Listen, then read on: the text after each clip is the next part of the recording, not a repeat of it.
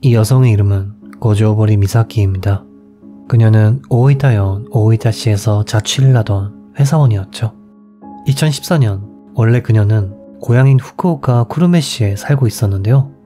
유명 의류 체인점에서 근무했던 그녀는 회사로부터 정직원으로 오이타에서 일해보지 않겠냐는 제안을 받게 됩니다. 처음 다른 지역으로 간다는 이야기를 들었을 때 부모님은 반대했지만 그녀는 기회를 놓치기 싫었고 결국 오이타행을 강행합니다. 상냥했던 그녀는 걱정하실 부모님을 위해 출근할 때 퇴근 후 집에 도착했을 때면 반드시 부모님께 연락을 드렸다고 하네요. 그렇게 2년이라는 시간이 흐릅니다. 2016년 9월 26일 이날 그녀는 오후 1시 출근 예정이었는데요. 어째선지 출근 시간이 지났음에도 회사에 얼굴을 비추지 않았습니다. 그녀는 지난 2년 동안 지각이나 결근이 단 한 번도 없었기에 이상하다고 생각한 직장 동료는 그녀에게 전화를 걸었습니다. 하지만 미사키 씨의 휴대전화는 전원이 꺼져 있었죠. 직장 동료는 뭔가 문제가 생겼다 생각했기에 즉시 미사키 씨의 부모님께 연락을 했고 연락을 받은 부모님은 즉시 오이타로 향했는데요. 그녀의 자취방 현관문은 굳게 잠겨져 있었고 방에는 누군가가 물건을 뒤진 흔적이 전혀 없었으며 불도 꺼져 있었고 사라진 물건은 가방뿐이었다고 합니다. 또한 그녀는 평소 자전거로 출퇴근했었는데 그녀의 자전거 역시 주차장에 주차된 상태였다고 하네요. 매일같이 연락하던 딸이 아무 이유 없이 사라질 리 없다고 생각한 부모님은 그날 밤 9시경 경찰에 실종 신고를 합니다. 경찰은 빠르게 수사를 개시했고 여러 증언을 확보합니다. 그 중엔 실종 전날 미사키 씨와 밤늦게까지 시간을 보냈던 친구가 있었는데요. 친구의 이야기는 다음과 같았습니다. 실종 전날이었던 2016년 9월 25일 쉬는 날이었던 미사키 씨는 저녁 8시경 친구와 함께 근처의 패밀리 레스토랑에서 식사를 했다고 합니다. 이후 둘은 밤 10시쯤 친구의 자동차로 미사키 씨의 집으로 이동, 방에서 잡담을 나누었다고 합니다. 밤 11시가 되자 어머니로부터 미사키 씨에게 전화가 걸려오는데요. 미사키 씨는 친구랑 있으니까 괜찮아 라고 이야기했다고 하네요. 늘 자주 연락하는 딸에게 전화가 없었기에 걱정되는 마음에 걸었던 것으로 추정됩니다. 어머니와의 전화를 끝낸 미사키 씨는 다시금 다른 누군가와 통화를 했다고 하는데요. 이 전화가 꽤 길었던 모양인지 방에 놀러온 친구는 11시 반쯤 집으로 돌아갔다고 하네요. 이후 미사키 씨는 친구와 새벽 1시까지 메시지를 주고받았고 실종됩니다. 수사 결과 미사키 씨의 방에선 가방 이외에도 지갑과 휴대전화가 사라진 것으로 밝혀집니다. 하지만 그녀의 휴대전화는 전원이 꺼져 있는 상태였기에 전파 신호가 없어 위치를 알아낼 수 없었고 지갑에 들어있었을 현금카드 역시 사용된 흔적이 없었습니다. 단지 특이한 점이 하나 있었는데요. 실종 당일 아침 6시경 미사키 씨의 집 기준 북쪽으로 1km 정도 떨어진 교차로에서 휴대전화의 신호가 아주 잠시 미약하게 잡혔던 것입니다.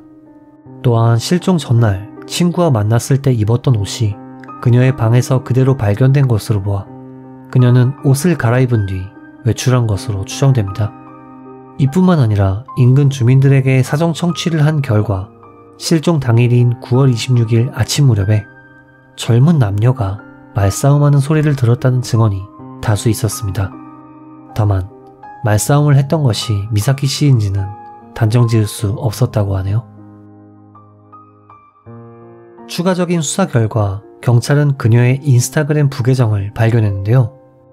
실종 전날인 25일 그녀가 부계정에 게시물을 업로드한 사실이 밝혀집니다. 이 게시물은 얼굴을 가린 남성의 사진이었는데요. 다리도 손도 예쁘고 노래도 잘해 라고 써 있었으며 3개의 해시태그가 달려 있었습니다. 각기 이쪽 인스타는 아무도 안 보니까 괜찮겠지, 현 외부 그룹, 연하 남친이었습니다. 이 중 현 외부 그룹은 오이타현 바깥을 의미하는지 혹은 고향인 후쿠오카 바깥을 의미하는지는 알려지지 않았습니다. 또한 정말 이 남성과 연인 관계였던 것인지 미사키 씨가 일방적으로 업로드한 것인지도 알 수 없었죠. 참고로 이 사진 아마 오이타에서 생활하신 분만 알 수 있을 텐데 전반적인 색이나 의자, 테이블, 인테리어로 볼 때 조이풀로 보입니다. 경찰은 연하 남친이라는 태그를 바탕으로 그녀의 주변 사람들에게 사정을 물었지만 그녀에게 남자친구가 있었다는 이야기를 들은 사람은 아무도 없었다고 합니다. 또한 그녀의 부계정엔 9월 이전의 게시물도 있었는데요. 옆자리에 앉은 남자가 말을 걸어서 연락처를 교환했다. 빨간 렉서스를 타는 남자였다. 내일은 드라이브 데이트. 라는 내용이 있었다고 하네요. 이 두 남성이 동일 인물인지는 확인할 수 없었지만 소문에 따르면 경찰은 수소문 끝에 사진의 남성을 찾아냈고 그를 조사했지만 어째서인지 용의선상에서 제외되었다는 이야기가 있습니다. 이후 경찰은 주변 CCTV 확인은 물론 연못에 물을 빼는 등 다방면에서 사건을 조사했지만 유력한 정보는 찾아낼 수 없었습니다. 10일 후인 10월 26일 경찰은 사건을 공표하고 공개 수사로 전환했는데요. 여기서 정말 이해하기 힘든 일이 발생합니다. 미사키 씨의 실종을 알게 된 다른 친구들은 미사키 씨에게 메시지를 보냈었는데요. 이 중 한 명의 메시지를 읽은 것입니다. 일본에서 주로 사용하는 라인은 상대가 메시지를 읽을 경우 카카오톡처럼 읽었다는 표시가 생기는데요. 누군가가 메시지를 확인했고 그에 따라 읽음이라는 표시가 생겼던 것이죠. 그런데 실종 이후 그녀의 휴대전화는 쭉 꺼진 상태였고 이에 따라 위치 정보를 알아낼 수도 없는 상태였는데요.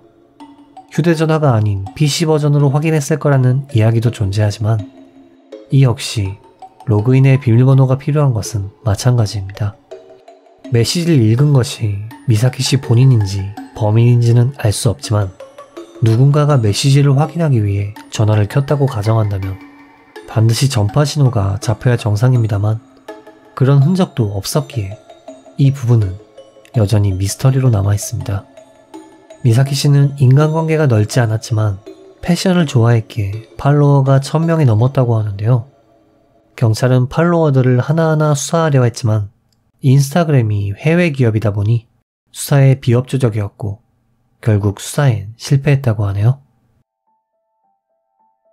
실종으로부터 4년이 흐른 2020년 2월 SNS에 그녀에 대한 목격 정보가 올라옵니다.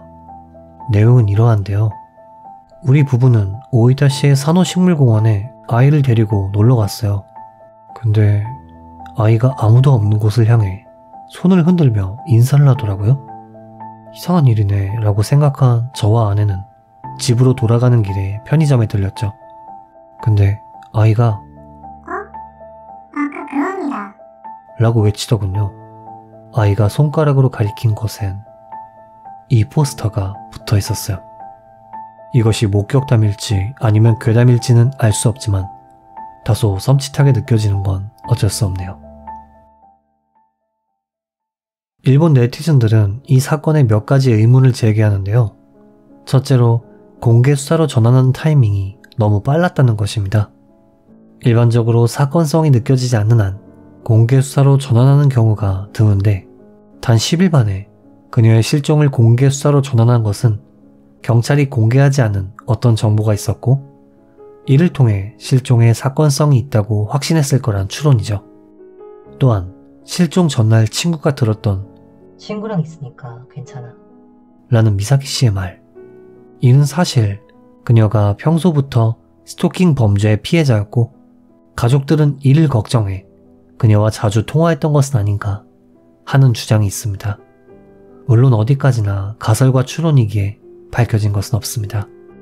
사건으로부터 7년이 지난 지금도 미사키 씨는 발견되지 않았습니다. 그녀의 부모님은 지금도 전단지를 돌리며 미사키 씨를 찾고 있다고 하네요. 이번 영상 어떻게 보셨는지요? 하루빨리 그녀가 가족의 품으로 돌아오기를 바라며 영상을 마칩니다. 금이사였습니다.